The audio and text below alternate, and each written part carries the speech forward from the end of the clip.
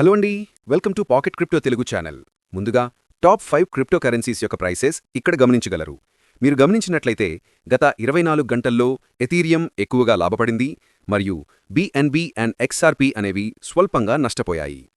ఈరోజు క్రిప్టో మార్కెట్ని ఇన్ఫ్లుయెన్స్ చేసే వార్తలు ఏమీ లేవు. కాకపోతే కొన్ని ఇతర వార్తలు ఇప్పుడు చర్చించుకుందాం.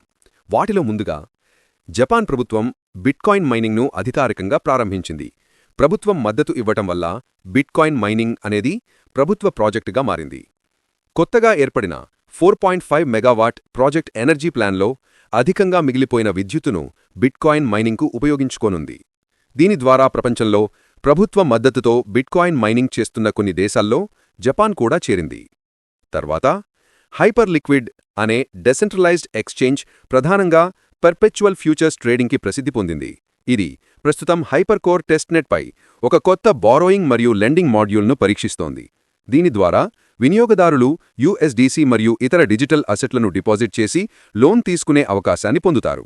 దీనివల్ల లెండింగ్ బారోయింగ్ మార్కెట్ అయిన మనీ మార్కెట్లో కూడా హైపర్ లిక్విడ్ స్థిరపడే అవకాశముంది. నివేదికల ప్రకారం హైపర్ లిక్విడ్ లెండింగ్ మాడ్యూల్ పూర్తిగా వచ్చేస్తే ఫ్యూచర్స్ ట్రేడింగ్తో పాటు డీఫైలో పలు అవసరాల కోసం వినియోగదారులకు ఇంటిగ్రేటెడ్ ప్లాట్ఫామ్ అందుబాటులో ఉన్నట్టే. తర్వాత థాయిలాండ్ ప్రభుత్వం 2025 జనవరి 1 నుండి 2029 డిసెంబర్ 31 వరకు జాతీయ లైసెన్స్ ఉన్న ఎక్స్చేంజీల్లో బిట్కాయిన్తో కలిసి క్రిప్టో ట్రేడింగ్ ద్వారా వచ్చిన లాభాలపైన 0% క్యాపిటల్ గెయిన్స్ ట్యాక్స్ అమలుపరచడం మొదలుపెట్టింది. ఈ విధానం కంపెనీలకు వర్తించదు, కేవలం వ్యక్తులకు మాత్రమే, అది కూడా లైసెన్స్ పొందిన ఎక్స్చేంజీల ద్వారా చేస్తేనే.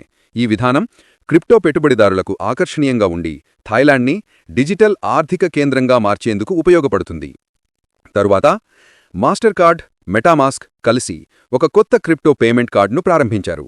ఈ కార్డ్ అనేది మెటామాస్క్ వాలెట్కు నేరుగా కనెక్ట్ అవుతూ యూజర్లు తమ ఎథీరియం మరియు ఇతర డిజిటల్ అసెట్లను ప్రపంచవ్యాప్తంగా ఖర్చు చేయడానికి అవకాశమిస్తుంది.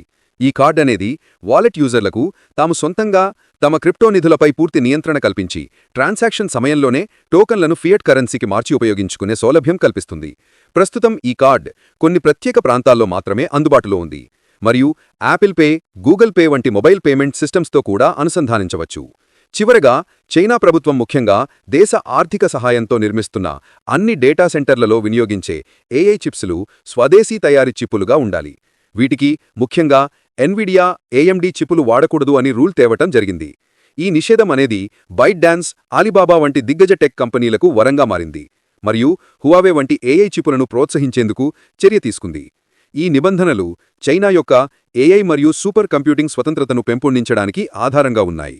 ఈ నిర్ణయం అనేది ఎన్విడియా వంటి అమెరికన్ చిప్ తయారీదారులకు భారీ ప్రభావం కలిగిస్తోంది. ఇవేనండి ఈరోజున్న ముఖ్యమైన క్రిప్టో న్యూస్. వీడియోని చివరిదాకా చూసినందుకు ధన్యవాదాలు. ఇటువంటి మరికొన్ని ఇంపార్టెంట్ క్రిప్టో న్యూస్తో రేపు కలుద్దాం.